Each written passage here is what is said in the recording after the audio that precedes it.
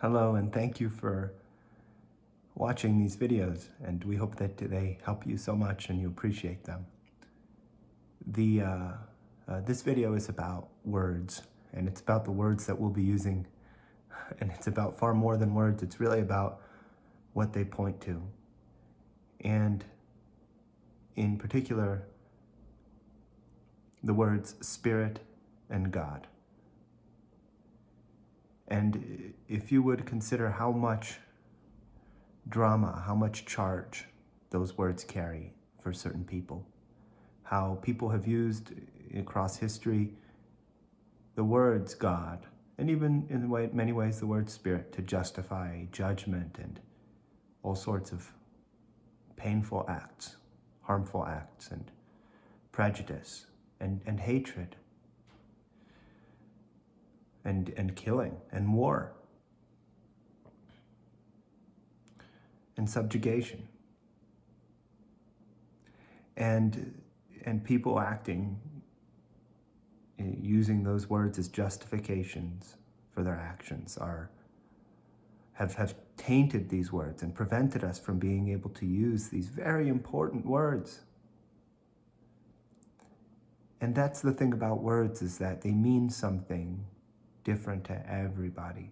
So when the person that was killing in the name of God, or killing in the name of Spirit, or judging or hating or saying, or in the name of God and Spirit, well, that person had clearly a different definition of God and Spirit than others.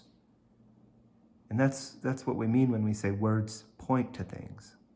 And the same word, for example, the word God, can point to, for someone, can point to one thing, and for another can point to another thing. And if you'll briefly reflect on how behind a word, as if it's a sign, what it points to is really a huge database of our personal interpreted experiences with that word. Memories and emotions and thoughts and visions and people and memories of us seeing people say things, memories of us seeing those words used in movies and in real life and in history, and that becomes our version of that word.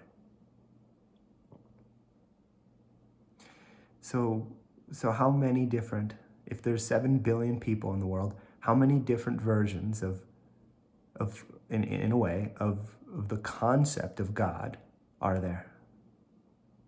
7 billion, because everyone is unique. Everyone has a different vantage point that they walk through life with, and that evolves over time and changes over time. And so it's so important that we are able to not become limited by our prior vantage points, our prior simulacras of God and Spirit. And simulacra is a concept that was developed by, who was that philosopher? Was it a philosopher? Anyways, it was also then further refined and developed by John Jones, our wonderful spiritual teacher. And for now, if you would just consider the definition of simulacra as a sort of internal, emotional, and mental image or a concept, or even a copy, but not an exact copy, a personalized version of a word or place or thing, right? And just as everyone, when they go to a movie, has a different interpretation of that movie, afterwards if you have 100 people go to a movie, they'll all say something different. They'll use different words to describe the movie. They'll talk about different characters, parts they liked, parts they didn't like. Everyone's interpretation of the movie will be unique. Everyone's simulacra of the movie will be unique. So as a beginner working definition of this concept of simulacra, which will become more and more rich and helpful to you over time, if you would consider it in the context of this discussion about God and Spirit. And what is your simulacra of God? What do you feel and think of when you feel and think of God? What do you feel and think of when you feel and think of Spirit? What do you feel and think of when you feel and think of your soul? Or death? Or life? Or yourself? And whatever you do, feel and think of, it is unique to you. So, that being said, if we could let go in many ways, just work with, become aware of, not be bound by our prior definitions, our prior simulacras of certain concepts like Spirit and God, it would allow us, Alessandrina and I, and you with us, and all of you with us, all of us together as a community, to develop more advanced and evolved understandings of different words and what they point to. So if there was something that the words Spirit and God pointed to, meaning something that exists, something that is real, something that is true, truer than the concepts that were used by religious figures who used the word Spirit and God to further their ego, to feed, to get rich, to be corrupt, to judge others. If we could go beyond those simulacra and explore these words, Spirit and God, and explore and discover, do they point to something that is really important and helpful? And does that serve humanity? And if it serves, if it leads to more love, if it leads to more understanding, if it leads to more peace, if it leads to more abundance for all of humanity, if it leads to the ending of war, if it leads to the ending of human suffering and starvation and lack, then perhaps that's as true as it needs to be. So in this process, Alessandrina and I will refer to we'll use the words Spirit and God as a beautiful, unnameable thing. So I'm currently providing you with a potentially new simulacra of the word Spirit and God. And eventually, that even this simulacra, this new definition that I'm providing, will be replaced by your conscious experience, which is beyond words, which is beyond definition. And hopefully this simulacra that I provide of the word Spirit and God will be one that you can use for now and then fold up and let go of and just consciously experience then whatever that word and that definition was pointing to. So, of course, Spirit and God cannot be defined. I don't claim to be able to define Spirit and God. This is just an attempt to point to it and so that when I say the words Spirit and God, you don't assume that I'm talking about the same God that other people use to justify killing and hating and judging. And the same applies to Spirit. So, if you would consider that we are if you look at the planet from outer space, from the moon, you see a glowing blue and green ball suspended in outer space, in space, in black, in a vacuum, in nothing. and then you zoom all the way in and you have animals and sunlight coming in and green plants and birds chirping and breathing and food and fruits and waters and waterfalls and rivers. Wow. And other people, other souls that we can interact with and co-create with. If you consider that that exists, and not without taking it for granted at all, meaning recognizing that anything could exist, and that out of all things that could exist, this exists. If you would imagine a blank canvas, a completely blank canvas, basically nothingness. Imagine outer space without any planets or anything at all, just black, inky, ever-expanding, infinite space, nothingness. That there was some process, that there was some force, some energy, some process of creativity that gave birth to this, to all these colors and smells and sights and sounds and experiences of love and compassion and emotion. Emotion. The emotion of love. That somehow there was a paintbrush and perhaps some type of painter that put this on that blank canvas. And your experience, your life, your story is part of that.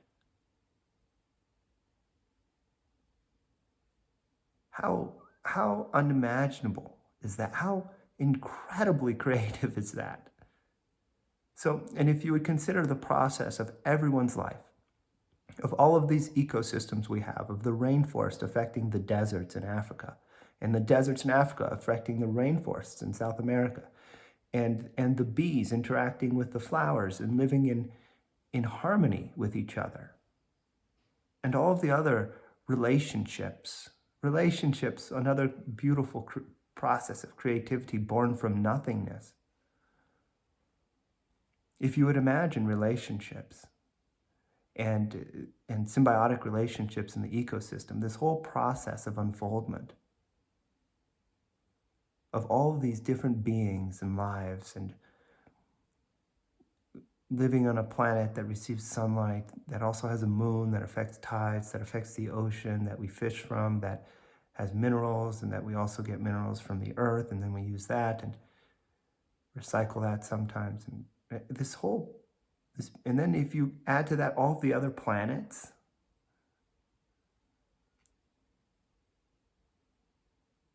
this is something. I mean, we're talking about it in a sense. So there's in a way something's unfolding. There's some process happening. And if we could call this process of life and death and whatever happens beyond, and this process of all the planets, the whole universe, everything that exists, every person, every molecule, every cell, every relationship, every day, every event, every being and thing as existing and as part of this process of existence.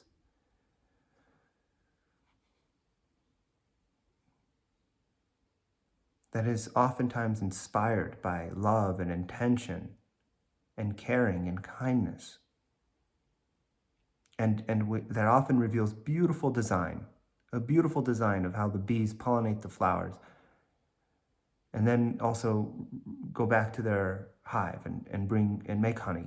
And that then gets eaten by bears and humans and used for so many things. That is also an antiseptic. How incredible. So if this whole process is the process of God, if we call this whole process the process of spirit, if that is what we can use as the definition, in a sense, for God and spirit, this great, vast, beautiful, caring, compassionate process of life, death, and everything in it,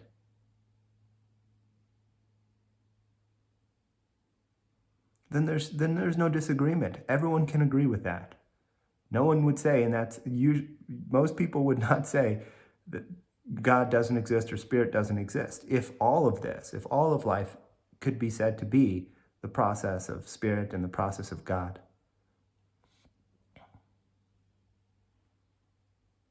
And it's just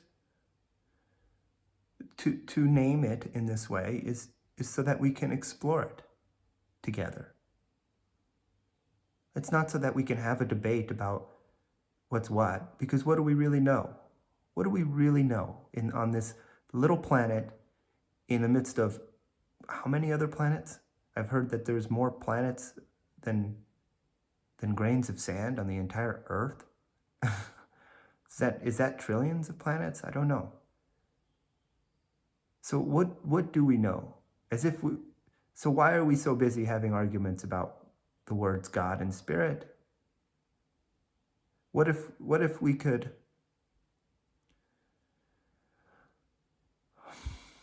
look at the words God and Spirit as just the unfoldment of all things, and then try to study that,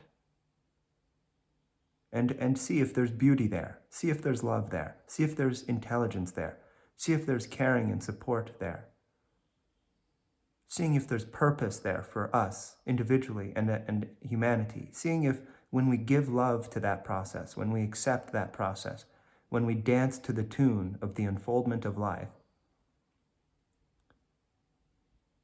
and seeing where that takes us.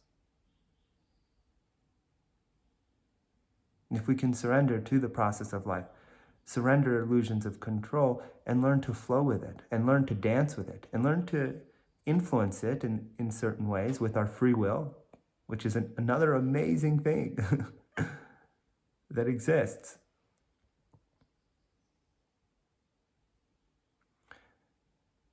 So we've talked about this whole process, which seems to include like sunlight and moon and plants and relationships and emotions and poetry and movies and games and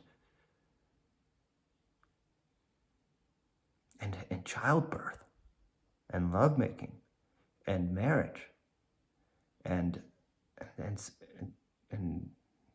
so many things, and math and geometry and biology and physics and if I could add one more piece to that puzzle, and if that would be a story. So we can understand the process of God and Spirit from many vantage points. We could understand it from sort of hard and dense reality vantage point, like, oh, I see my hand in front of me, so, my hand exists, and, there's money, and people make money, and people live, and then people die, and that's it. And then we can learn to understand the process of life and God and Spirit on more subtle levels. Like we could then start to look at, for example, relationships and understand, oh, wow, relationships are an interesting and delicate thing as two people come together and relate to each other and interact. Every relationship is different and unique, and when you give love in relationships, sometimes that can lead to receiving love and also sharing love. Well, that's a little bit more subtle and refined and higher vibration in a sense. Not better, just a higher, more subtle understanding and view or perspective. So if we go more subtle than that, we could start to look at the emotions of love, the emotions of gratitude, the emotions of surrender, and the nuance of that, the nuance of surrendering to life while also making conscious, self-sovereign choices. That's nuance. That's quite the shade of gray. So as we become more subtle, as the vibration increases, it becomes more subtle, and therefore it becomes less black and white and more shades of gray, finer and finer shades. requiring more discernment to see between the shades. And so if I could give one other level that could allow you to generate internally for you a process of surrender and faith in the process of God and Spirit.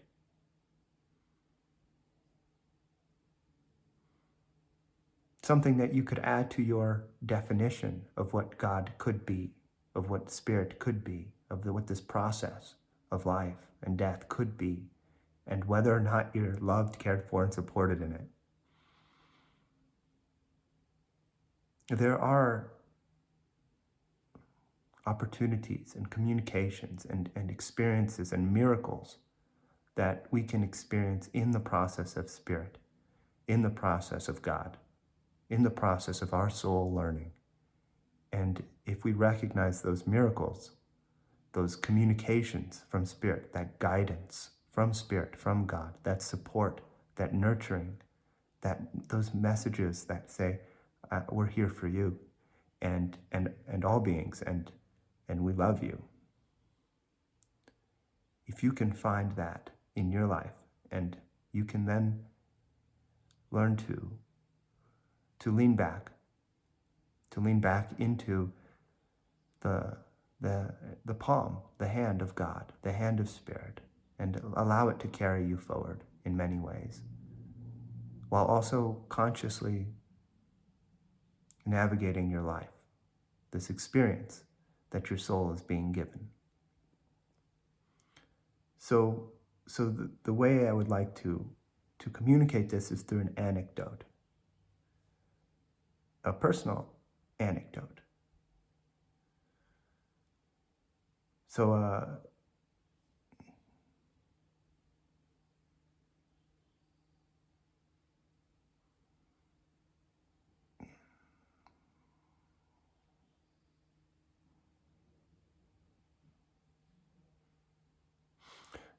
growing up, my father had a boat,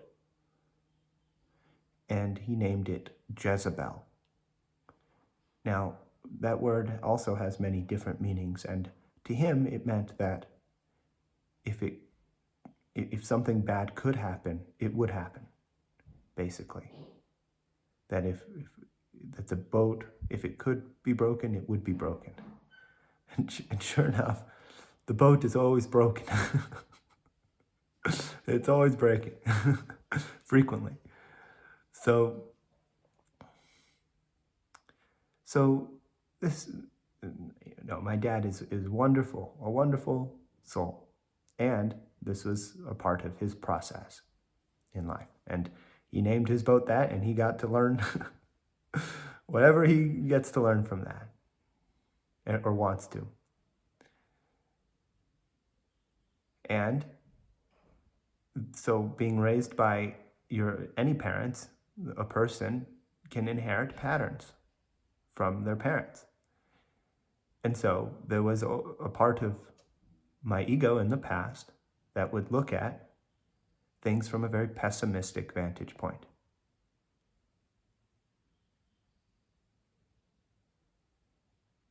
Sometimes.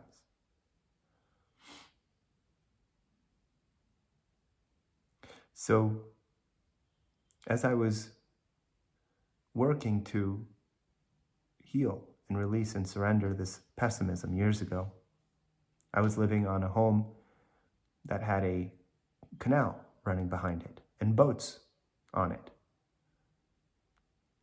And I was praying to God and to Spirit to show me the light. Reveal yourself to me, please. Help me see you. Help me see the abundance and opportunity and love of this world, of this life, of this life back then felt challenging, as it can for pessimists and for any pessimistic parts that we have. And everyone has pessimistic tendencies and parts.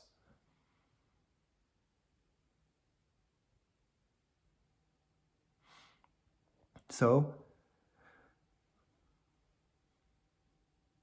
I was praying for that, and I was looking for it, and I was asking for miracles. I was asking God and Spirit to reveal themselves, to show me themselves, to send me miracles, to send me signs. And my dad's boat that he named Jezebel, which to him meant that bad things, if they could happen, they would happen, right? Pessimism in a nutshell, was a very rare kind of boat. It wasn't a frequently found boat. You didn't see it often. I had only seen in my whole life, and I had spent a lot of time on the water in the past, a handful of those boats, 2, 3, and so as I had been living in this house on the canal for months, and the boat was always there. It just never clicked until I started to recite these prayers.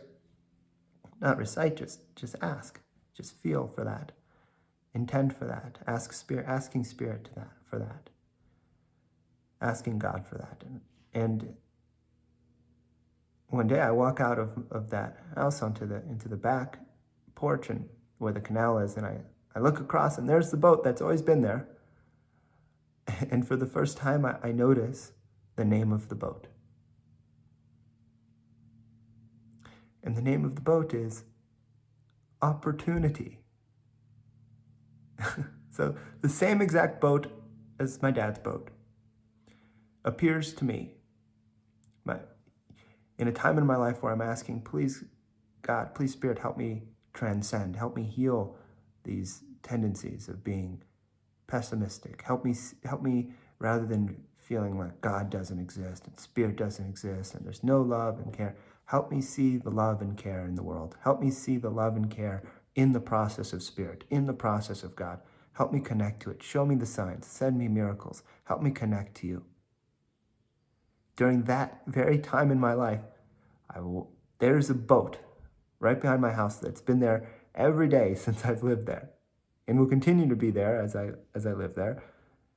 And I noticed that the name of it is the exact, of the very same boat that's very rare, is the exact opposite of the mentality, the mindset that went into that I inherited from my dad in many ways, and that he inherited from his dad, and his dad from his dad. So there's no bad guy here. There is a beautiful process of God and Spirit from my vantage point, that revealed itself through that process, that said, hey, look, there can be opportunity, there can be love, there can be, things are not all bad. Not all things are destined to fail. And this path that you're on, Dexter, this is how I interpreted the message. This path that you're on, Dexter, is a path of opportunity for you. Unlike the prior path, the prior mindset of pessimism and believing that there's nothing to life and death, and that there's no meaning to it, any of it, and that fear is prioritized over faith and love. So that's just one example. There's more stories, there's more examples, and if you could find these stories in your life and add those experiences that are so hard to describe, so hard to name, so hard to label, because they're so subtle, add those to your definition of the process of life, the process of your soul, the process of Spirit, the process of God.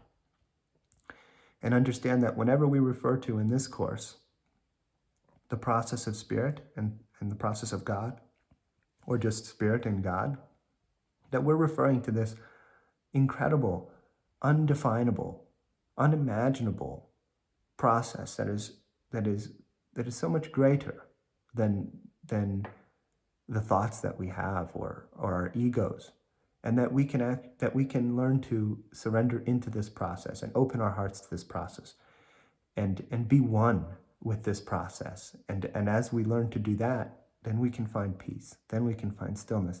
Then we can find unconditional love. And it is a process of surrender, of surrendering certainty, of surrendering the illusions of certainty and knowledge, of surrendering the illusions of being able to control all things, and the illusion of being able to understand all things, and learning to have trust and faith.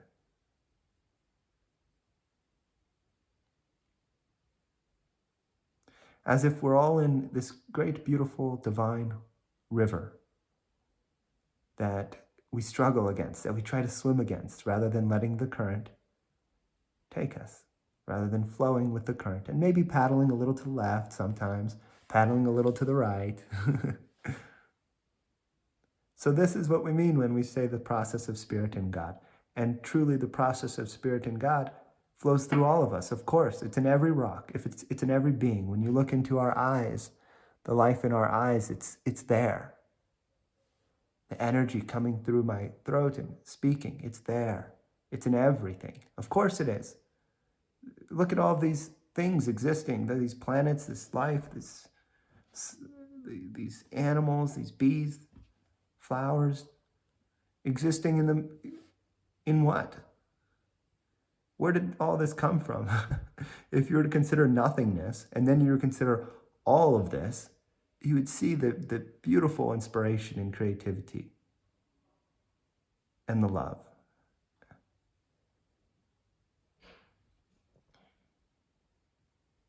So how different is this that I've just described than religion? How different is this than using God and Spirit to judge others, or to hate others, or to take advantage of others, or to fight wars, and to make more money?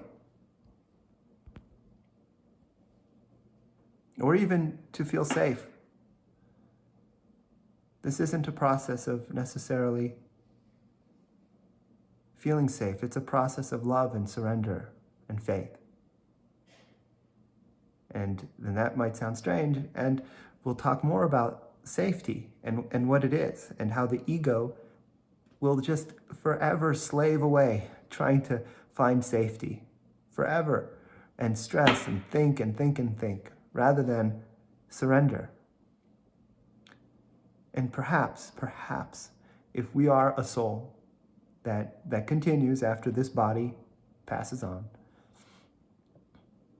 perhaps there's no need for safety. Perhaps safety is an illusion because there's not any danger at all. Perhaps we are in a loving process through and through. And if you would ask yourself and reflect, what would your life be like if you accepted what I'm saying here? Or not what I'm saying, just whatever you're able to be inspired to understand through this experience. Because it's not me saying it. It's I've gathered this information and these understandings from many other people, from my spiritual teacher, so it's these understandings are just passing through in imperfect forms.